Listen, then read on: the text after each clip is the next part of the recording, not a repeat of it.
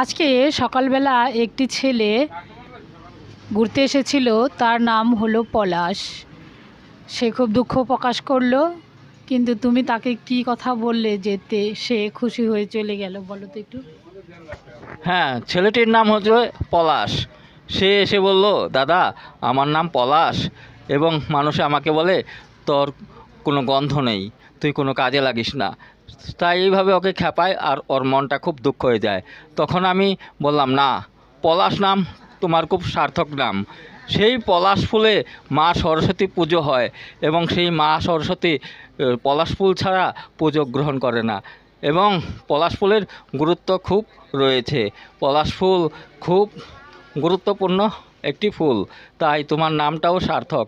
তুমি জ্ঞানের দ্বারা তুমি মানুষকেও মন জয় করতে পারবে এবং সমাজে প্রতিষ্ঠাতা পাবে। তাই তুমি জ্ঞানকে অবলম্বন করো এবং পলাশ নামকে তুমি সার্থক করে তোলো। এই কথা বলাতে সে খুব খুশি হয়ে চলে গেল।